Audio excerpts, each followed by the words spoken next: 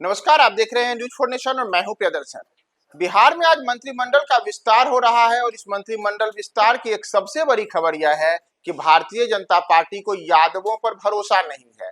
जी हां, बिहार की वही यादव जाति जो मौजूदा समय में बिहार में सबसे ज्यादा बड़ी जनसंख्या वाली जाति है, जिसके मौजूदा समय में बिहार विधानसभा में सबसे ज्यादा विधायक हैं, उस जाति से एक भी नेता को भाजपा मंत्री नहीं बना रही है। और न केवल मंत्री बना रही है, बल्कि अगर आप पिछले कुछ समय का इतिहास उठाकर देखेंगे तो भारतीय जनता पार्टी का यादवों के प्रति लगातार मोह भंग ही रहा है। तो दरअसल आपको सबसे पहले बता दें कि आज जो मंत्रिमंडल विस्तार हो रहा है, उनमें जिन चेहरों को मंत्री बनाने की बातें चल रही है, उसमें कुल 7 ऐसे नाम हैं जिन्हें मंत्री बनाया जाएगा। और इन 7 जो लोग मंत्री बनाए जा रहे हैं, ये सभी के सभी भारतीय जनता पार्टी के विधायक हैं। इन मंत्रियों के जो संभावित मंत्री हैं, इनकी अगर हम बात करें तो मौजूदा समय में बिहार में जो मंत्रिमंडल है वह 29 सदस्यीय है। दरअसल आज सुबह तक यह 30 सदस्यीय था, लेकिन आज दिलीप जायसवाल जो भारतीय जनता पार्टी के बिहार प्रदेश अध्यक्ष हैं, उन्होंने अपना इस्तीफा दे दिया, तो इसके कारण अब 29 लोग मंत्रिमंडल में शामिल हैं। इन 29 में 14 भारतीय जनता पार्टी से, जबकि 13 जनता दल यूनाइटेड से मंत्री हैं। वहीं एक मंत्री हिंदुस्तानी अवाम मोर्चा के संतोष सुमन है, तो एक निर्दलीय सुमित सिंह हैं जो चकाई विधानसभा क्षेत्र से जीतकर आते हैं। तो ये कुल 29 मंत्री अभी मौजूदा समय में है। लेकिन अब जो 7 नए लोगों को मंत्री बनाया जाएगा, तो इसके बाद नीतीश मंत्रिमंडल अपनी पूर्ण क्षमता यानी जो अधिकतम 36 मंत्री बनाए जा सकते हैं, वहां तक की सीमा पे पहुंच जाएगी। और ऐसे में अगर हम जो नए मंत्री बनने वाले हैं उन पर अगर आए, तो इनमें जिन चेहरों को इस बार जगह दी जा रही है, तो उसमें चाहे भूमिहार हो या राजपूत, कोयरी हो या कुर्मी, वैश्य हो या केवट, या फिर हम बात करें मारवाड़ी समाज की, तो तमाम समाजों को प्रतिनिधित्व देने के लिए भारतीय जनता पार्टी ने उनके अलग अलग चेहरों को मंत्रिमंडल में शामिल करने का निर्णय लिया है।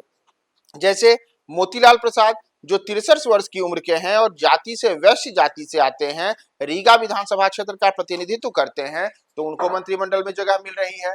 इसी प्रकार विजय मंडल जो केवट जाति से आते हैं और अररिया के सिकटी विधानसभा क्षेत्र से निर्वाचित होते हैं, उनको भी मंत्रिमंडल में जगह मिल रही है।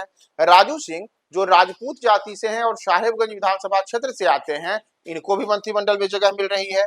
जीवेश मिश्रा जो भूमिहार जाति से हैं और उनका निर्वाचन जाले विधानसभा क्षेत्र से होता रहा है, उन्हें भी मंत्रिमंडल में जगह मिल रही है। इसी तरीके से हाल में ही पटना में कुर्मियों की एक बड़ी रैली करने वाले कृष्ण कुमार मंटू को भी इस बार नीतीश मंत्रिमंडल में जगह मिलेगी और वे अमनौर विधानसभा क्षेत्र से भारतीय जनता पार्टी के विधायक हैं।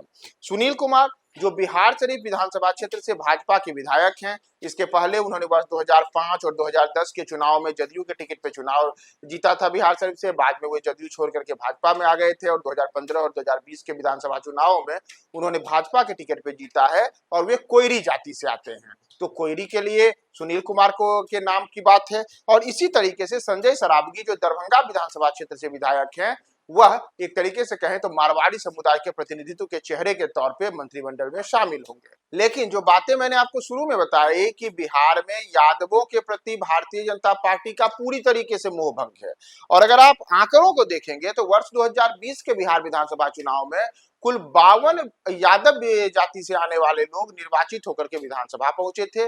लेकिन न तो पिछली बार जब वर्ष 2024 के जनवरी के महीने में नीतीश कुमार ने एनडीए की सरकार बनाई, तो उस दौरान जिन 15 लोगों को भारतीय जनता पार्टी ने अपने कोटे से मंत्री बनाया, उसमें एक भी यादव चेहरा शामिल नहीं था। किसी भी यादव नेता को भारतीय जनता पार्टी ने मंत्री बनाने की किसी प्रकार की जहमत नहीं उठाई। और इतना ही नहीं, चाहे वह विधायक हो या एमएलसी हो भाजपा से निर्वाचित, और अगर वह यादव जाति से हैं, तो किसी भी यादव जाति के चेहरे को भाजपा ने तवज्जो नहीं दी। वहीं दूसरी ओर अगर हम बिहार में यादव जाति के प्रतिनिधित्व के तौर पर देखें, तो वर्ष 2022 में जब जाति गणना की रिपोर्ट आई थी, तो उस रिपोर्ट में बताया गया था कि बिहार में हिंदुओं की जो जाति सबसे ज्यादा जनसंख्या वाली है वह यादव जाति है और उसकी कुल संख्या बिहार में 14.26% है। और इसका एक बड़ा प्रमाण पिछले चुनावों के दौरान भी देखने को लगातार मिलते रहा है। जैसे अगर हम पिछले 2 चुनावों की बात करें तो वर्ष 2015 के चुनाव में कुल 61 यादव जाति से आने वाले विधायक निर्वाचित होकर आए थे, तो 2020 में उनकी संख्या 52 रह गई थी। लेकिन इन तमाम चीजों के बीच बिहार की सबसे बड़ी जाति वाली आबादी से एक भी नेता को भारतीय जनता पार्टी मंत्री नहीं बना रही है। और इतना ही नहीं, चाहे वह एमएलसी हो या विधायक हो, कोई भी भाजपा से निर्वाचित हो, हम कह सकते हैं एक भी चेहरा भाजपा को नहीं मिला जो यादव में भरोसेमंद हो। अगर इसके पहले की हम बात करें तो एक दौर में रामसूरत राय भाजपा की ओर से मंत्री बनने वाले अंतिम नेता रहे, जो क्या बाद में भाजपा से मोहभंग हुआ और अलग अलग किस्म की कई तरीके की बातें देखने को मिली थी।